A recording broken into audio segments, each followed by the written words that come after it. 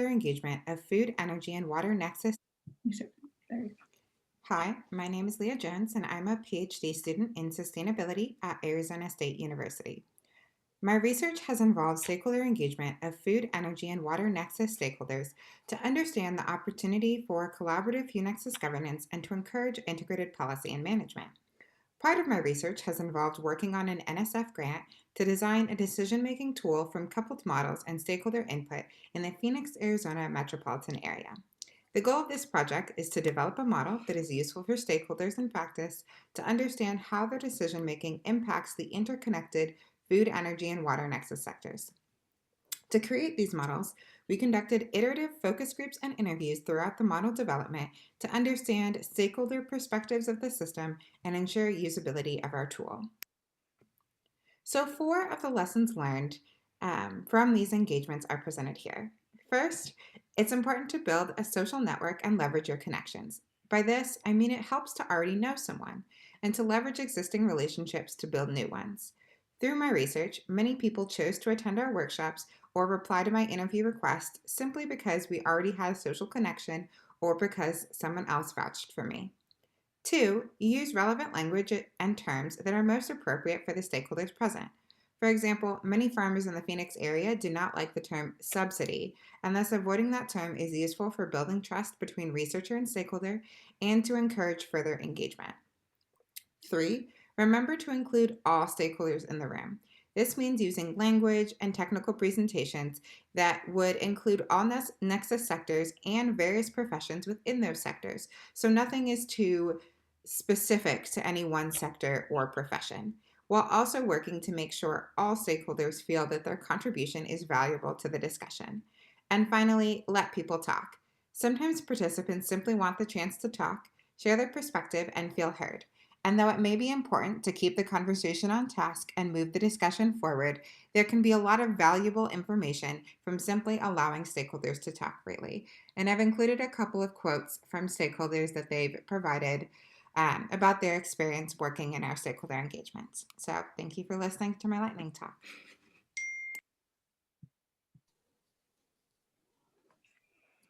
Well done. Do we have any questions for Leah? We have 3 minutes for questions.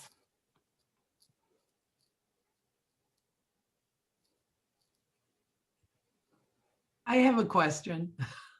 I like your point about avoiding language that stakeholders don't like. And I like the idea, and subsidies seems true in my work too. How do you figure out what language they don't like? It's kind of trial and error, isn't it? Yeah, I think that's been a lot of trial and error. So I've been doing this for about 4.5 years now. And so some of it was the first year at the beginning saying things and seeing that they responded very negatively to the way that I phrased something. And then so learning from that and trying not to use that language again. Yeah. Paula, there's a question for Leah in the chat. I can read it if you like. Leah, can the model you created be used elsewhere, or is it specific to Arizona? It's from Jenny Seifert. Yeah, so the model that we're creating is integrating 3 existing models, the LEAP and WEAP models from the Stockholm Environment Institute, as well as a agroeconomic model that is a combination of a built-in model called Mavia plus some agroeconomics that we are programming ourselves. So right now that model is set to be specifically to the Phoenix area, but because they are existing models that we're coupling together, there's definitely opportunities for those to be used elsewhere. It's just currently only been calibrated for Phoenix. There's a follow-up. If there's, I don't know if there's time, but there's a follow-up from Lil. Oh, we've got a minute. But I think that's a general comment about variables. It'd be good to know which variables are ubiquitous to all systems and which are not. And I'm not sure that we can really answer that question.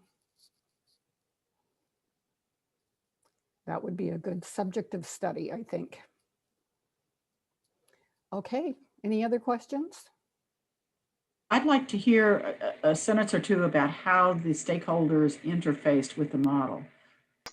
Yeah, so most of those involve using what we call the decision theater at ASU.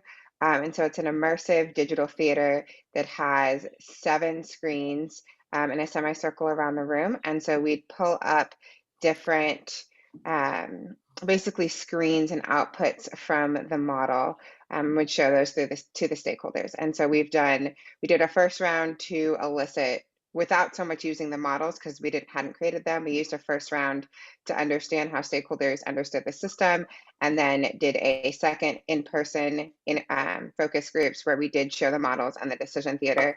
The third round we did over Zoom, and then we're doing a fourth round again over Zoom this spring. Great, thank you very much, Leah. So it's time for us to